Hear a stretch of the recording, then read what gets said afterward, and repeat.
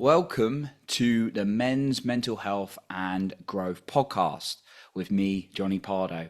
Today, I welcome JB, my good friend, for my very first guest episode on this brand new podcast. And we're going to be talking about mindset and working through challenging times and all things men's mental health and growth. So, a brief introduction to JB, then we can talk a little bit about his story and go into our conversation today. So JB is a very good friend of mine. We met a few years ago, online originally in one of our personal growth groups, and he's also recently become a father. He's been through many different things in his life. He's a very growth driven man that I've known him. He's done many different things. And yeah, really glad we can make this conversation happen today. So looking forward to this. So welcome JB to the podcast. Thank you. Excellent. Awesome. So yeah, JB, it'd be really good to kind of like start us off with. Obviously you're into like growing yourself and always like working on yourself, trying different things. Yeah, maybe be interesting to hear like a little bit of your journey through your life for the listener who may be brand new to you, and actually what got you on this path of ongoing growth that you're on. Right. Well, yeah. I'd like to start back of when I was sort of 19, and I lost my mum at the age of 18, 19 it was. But I used to remember dates at pinpoint. But now, because I don't live in the time, I live on it. I'm not actually stuck there anymore, so it's quite hard to find the dates. If I'm a bit all over the show, this is why. But when I was 19, I lost my mum. She was basically found passed away by a husband, and there was a lot of sort of bad things going around it, and we found out that he might have actually murdered her, because there was a lot of lies going through the family. So when I was 19, I was quite troubled from having a troubled childhood. But Mm, then Christmas Eve, Christmas Eve '98, which is a date that I remember, it was the first time I ever had a line of cocaine. And mm, from that, that was a year after. From that, it was a way that I found escapism, and it was mm, escapism from the true, the true sort of reality of life, of the nastiness that I was growing up with, and just hiding the truth. So, for from 19 till 38, I had a serious cocaine problem. Um, I was suicidal. I nearly committed suicide 3 times. One, I was very close, but I was actually saved by a phone call from a brother mm, randomly at 11:30 at night. Um, I went through um, severe depression, severe anxiety. mm, I used to basically live the life of every Wednesday to Sunday, staying up day in day out, working night shifts on cocaine, never sleeping, um, and it really troubled. I was sort of like probably about 2 or 3 stone heavier than I am now, mm, and I was a complete mess. I used to live in several different houses, growing cannabis in there to fund my addiction, as well as working stupid amounts of hours. And from that, it was like I always had the drive to achieve something, but I never knew what it was. Um, but it was that cocaine that was the issue, and that reality that I was stuck in that was horrible. Um, and from there, I can't remember exactly why, but I found out about Tony Robbins, and I went to a free event of his. I was off the face. I went to a free event of his at in Manchester, held by a good friend now called Alan Clenans. mm, And I turned up, and I'd done my last couple of lines of cocaine in the toilet. And then I went to this event, and at the end of it, Alan said to us, "Does anybody want to stand up and say why they're here?" So I couldn't even speak to people around me, but something put my hand in the air, and so I was like, "Oh, like who put that there?" Sort of thing. It's like, what? mm, And so I said, so I stood up. He chose me second, and I stood up and I went, "I'm a coke. What was it? I'm a cokehead. I'm off my head now, and I want to stop." mm, And everyone just stood up and cheered. And I explained to the whole sort of whole everybody in there that I'm off my face. I'd not slept, and it was something that I came to. I don't know why I'm here, but it's something that I really want to stop. And over the next couple of hours, my best mate ended up buying me the ticket for the Tony Robbins event. And on that day, whatever day that was the last time I touched it. And from doing at the time from doing £1,500 a week on cocaine, and staying up for days and hours, days and days and days at a time, I then completely stopped and went cold turkey.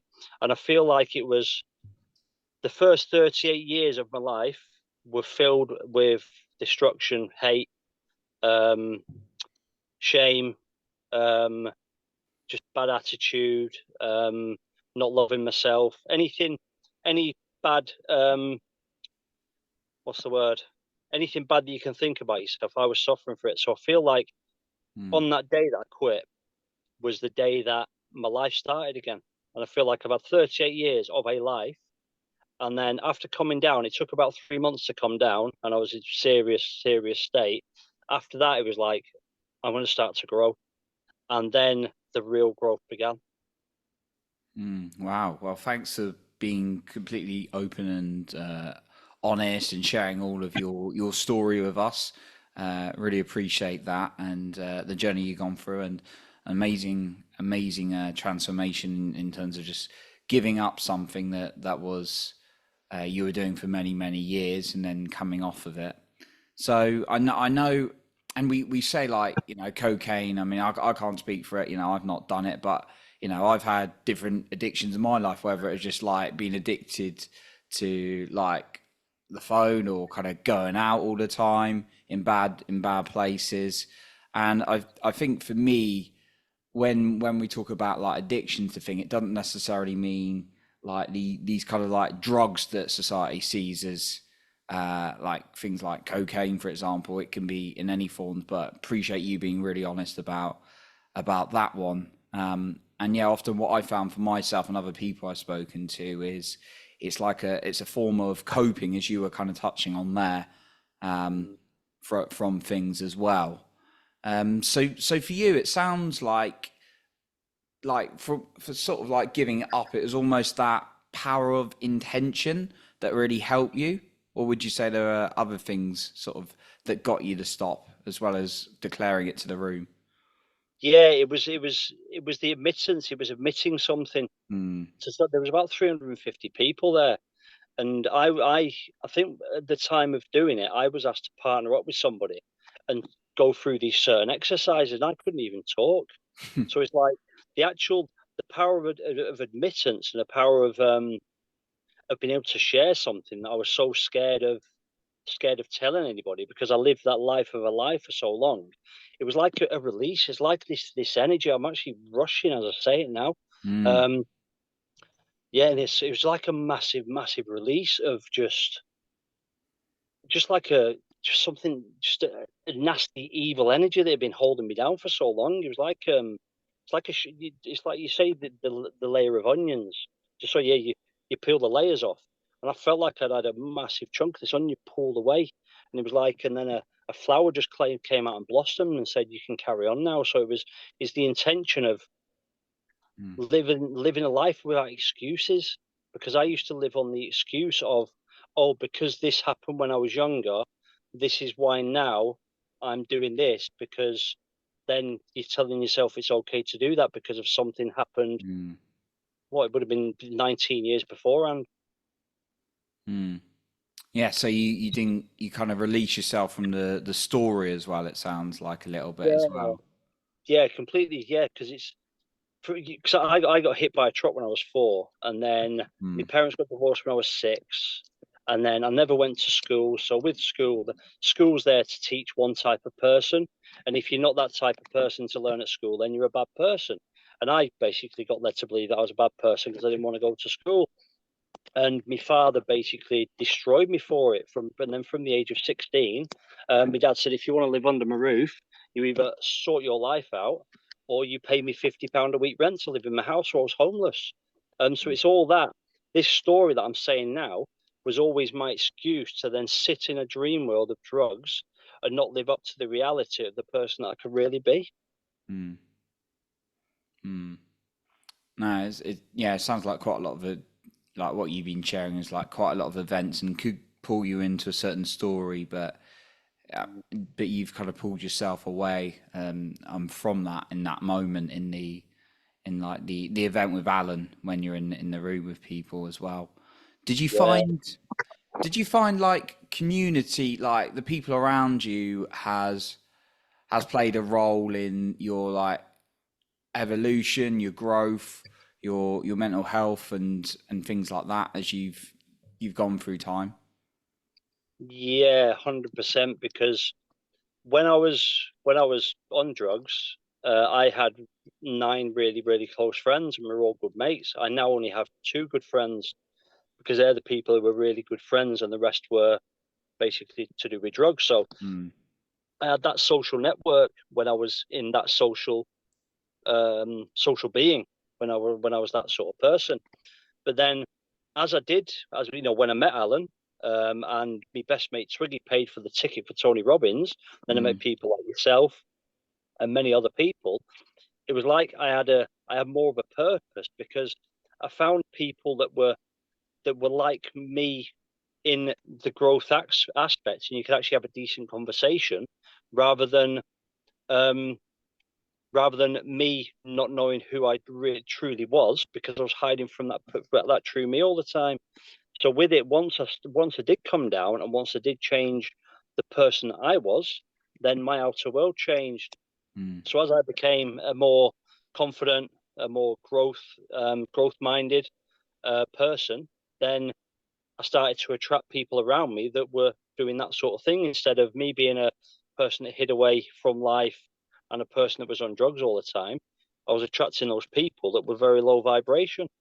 mm, So then you stop it, you change yourself, and then my reality changed for me. mm.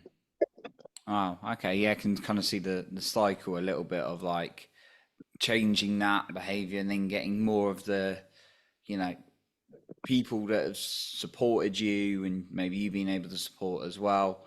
As you kind of change that, like almost sort of energy, I want to say it sounds like the Yeah, 'cause you're the creator of your life. It's like life happens for you, not to you.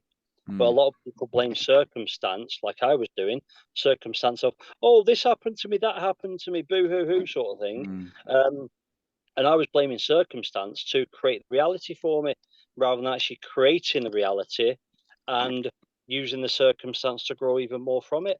So rather than complain about something, change the way that I was thinking. And then if you change the way you're thinking, then you get a different reality. mm. Yeah, I know you've been through quite a lot of the some of the tools I've been through, like the sort of like the Peter Sage stuff we've been learning from, which been Yeah, brilliant, and learning what from Joe people. Dispenza. Yeah, people like Alan as well, and then yeah, Joe Dispenza kind of been a big Yeah. transformation for me. So yeah, like be interesting. We're having a bit of a conversation before we started the podcast, but yeah, are there any like things you find really useful at the moment for you personally that benefits maybe help you stay like grounded when things are tough, or like yeah, really support you as a man? Like, you know, I think we were talking a little bit about meditation. Just be really interesting to hear. I'm always intrigued to hear people's different methods they use for on themselves. Yeah, well, I spend quite a lot of time on my own, because I live Mm, in I live in a camper van. I've basically living my true life traveling. I've been in it for about 3 years, but because I'm very still in the mind, and I find that if I'm ever thinking too much about the same thing, you have these arguments in your mind mm, about how you think something should go, or say there's something that you've had an argument with somebody, mm, and then the aftermath is you think they're going to do this to you, so you go through all these um, different scenarios in your mind about how things should go. But the minute I start to think about that, I just bring gratitude, and like mm, focus on the heart, bring gratitude, and just say thank you. And then when you say thank you and start to see things, mm, the world just looks lighter. And then all of a sudden, your mind isn't playing those, the monkey mind isn't playing those little tricks. So, and the big thing that I find that helps me as well is listening to stuff when I'm asleep. So I'll listen to sleep meditations or full body repair meditations or chakra meditations. And I don't think, all right, well, I'm going to listen to this today. I go into my YouTube. I put they're usually between 3 and 12 hours, the top three that I pick, because of when you go onto YouTube or your Facebook or your other social media platforms, if you're not learning from something, then you're not doing something right. Because I find that when I go onto my Facebook feed, I've always got Joe Dispenza, Tony Robbins, Alan Clenans, people that you're going to learn from, and you become a better person from looking at it. So then with my YouTube, if you've got your YouTube, your first three to four things is the person that you really are, because it listens to you, it knows what you're thinking. So I've always got the things that help me grow. So I listen to meditations at night. I always remind myself, even things aren't going too well, life isn't full of sunshine and rainbows, and life isn't always going to be that. So if you remind yourself that when things aren't going great and you're feeling a bit down and a bit chod, just say thank you and show gratitude for it, because there's always something that's going to come good out of a bad situation. So always try and focus on what good you can get out of that bad situation, and all of a sudden things will start to change. You'll notice, like, I've been eating really well at the moment, and before I was in Sainsbury's, and I really wanted a croissant, but I want pastries and stuff. So I walked round to the croissants, and there was a couple of old people right in my way, and they were dithering a little bit, sort of thing. I was like, the universe doesn't want me to have a croissant. Thank you so much. I can stick to my way of eating. So that was the Oh, universe. smart. That was the universe giving me a sign saying, no, no, no, no, no. So, but if I would have done that 45 seconds later or earlier, then I'd be eating the croissant and feeling bad for myself. Yeah. So yeah, so with it, it's like every little thing. I mean, I found 5 pence on the floor earlier. I picked it up and went, yes, £5 million. I feel abundant. I feel amazing just for that little bit, because I had a massive amount of scarcity over time with money as well, because I was always told that no, we haven't got enough of it, and I lived my life with thinking I haven't got enough. But once again, if you think that everything you've got at this time and be grateful for what you've got, the more grateful you are for everything you have in this moment, then the universe will provide more, because you're grateful for what you already have. So all those little things I've just said, these are the things that I practice every day, than rather than focusing on the things that you don't want, because a lot of people focus on the things they don't want me, because I'm trying to build a life that I don't need a holiday from. I did do for a few years, but then I've had to go back to working to then build the life I don't need a holiday from. I'm focused in on the life that the what I have to do at the moment, the outcome it's going to bring, which is going to be amazing. Sometimes you have to dip into things that you don't really want to do, but take the best parts of what you don't want to do and then thrive from it at the end of it, because it's going to bring the outcome that the universe that you create from your mind into your reality.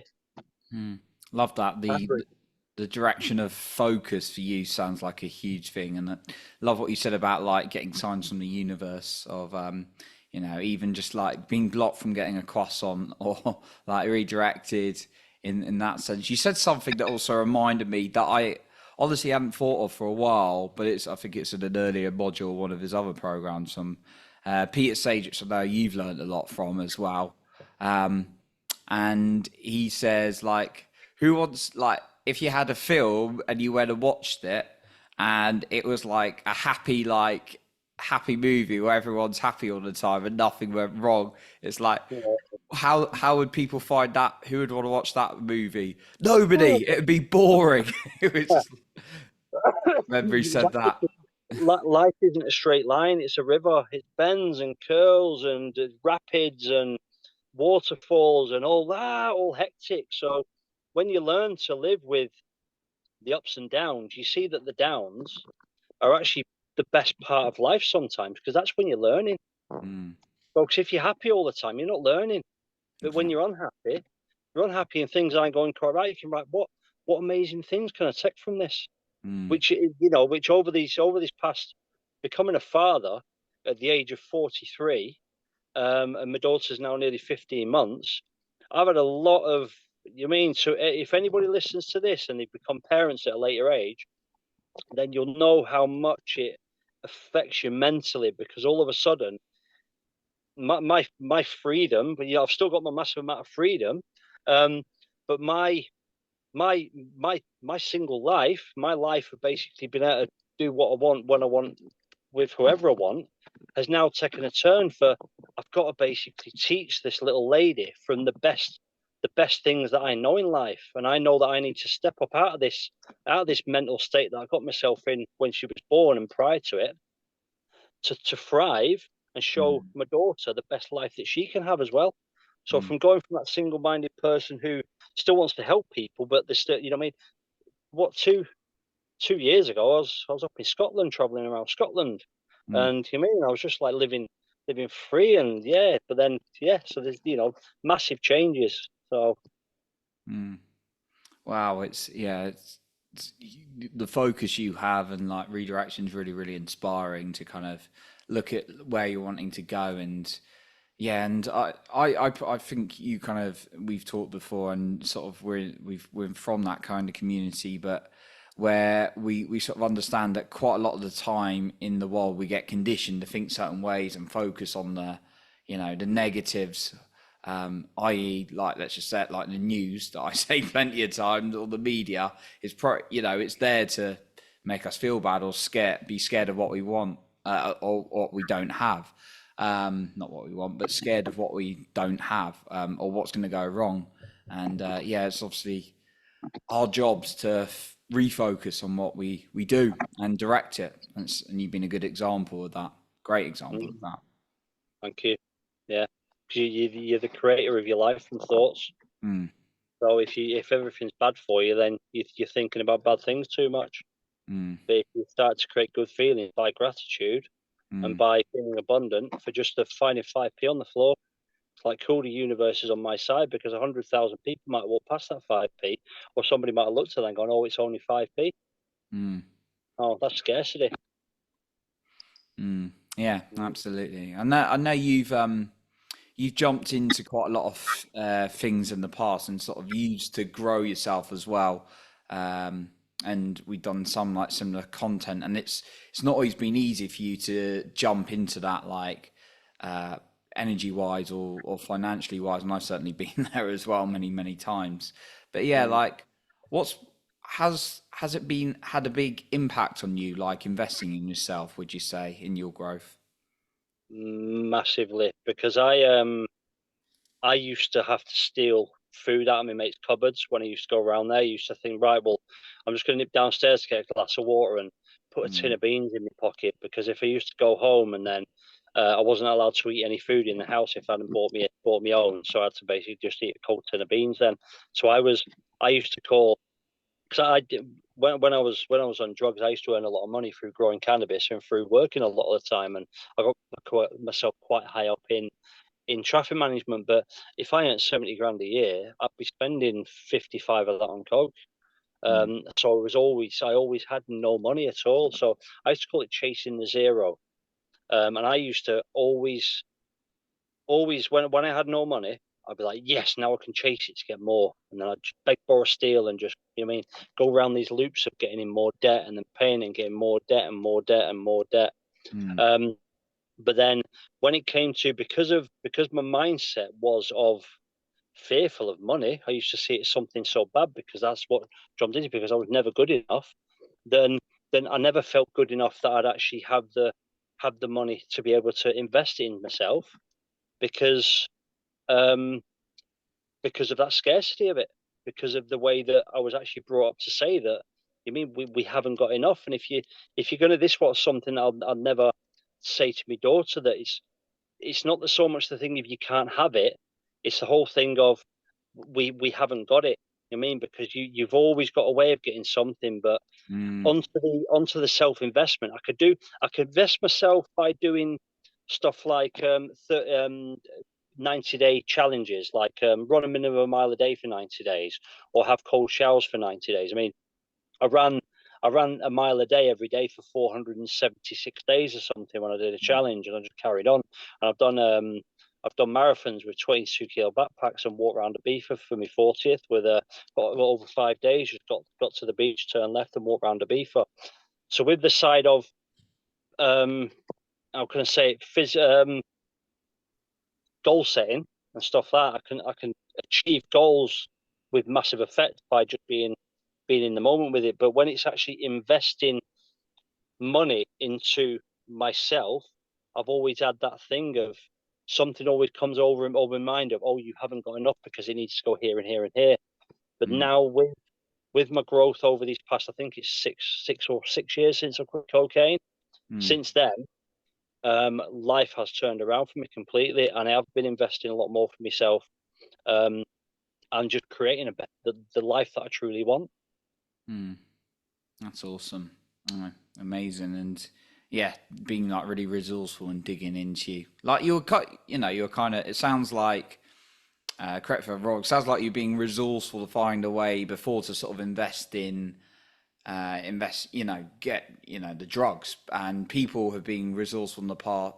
I see people actually being resourceful on things they don't need, if I'm just calling it out, in the past, like rubbish, like clothes and things like that. And I don't know if I call that an investment, but it's like I've always found into myself has been like the best one. But yeah, of course I've made mistakes sometimes with money and everything, we all do, but some more than others. But yeah, I just always like to try and help people find out, particularly working in sales, when someone needs something, really wants something, help people find that resourcefulness in them, because I believe we all have it within us. It's just kind of a case of looking for where you want to go. Sounds like you have. Yeah, love it. JB, no, I've really appreciated you coming on today and sharing everything you have, sharing your story. Before we wrap up, is there maybe any a final point you want to share with us, or just might be recapping anything? And then also, if the listener wants to reach out to you, wants to find out a little bit more about your story, where they can find you. Yeah, of course, yeah. So I'd just like to finish off just to say that how you think and feel at any moment in time is how you're going to create your life in the future. And there is no future, there is no past, there is only the present moment. So try and be present. Be present through breath work.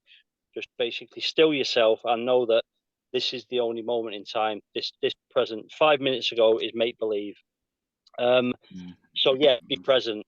And going forward, I started a YouTube channel around 3 years ago. It'll be 3 years ago since I traveled, and it's JB's Extreme Adventures. It's changed a little bit because I now have my daughter. But following this weekend I'm going to be in Glastonbury, which is the first weekend in June. I'm going to start it again. It's going to be called JB's Adventures with my daughter. It'll still be JB's Extreme Adventures, but I'm going to be kicking it off again. So if you'd like to watch it, have a look for it, and then maybe I can get a link over to Johnny. Yeah. And have a look at it, and yeah, then basically follow the life of somebody that lives freely in a little van, and taking his daughter away at weekends and living an amazing life. Oh, amazing. Yeah, we'll be sure to link that up. I think it's a great channel. I always enjoy watching your videos. So, no, awesome. Thanks again, JB, for coming on today and your time. Thank you, Johnny. Really appreciate you for asking me, mate. Awesome. So that concludes our episode today. And remember to lead with your heart and not with fear.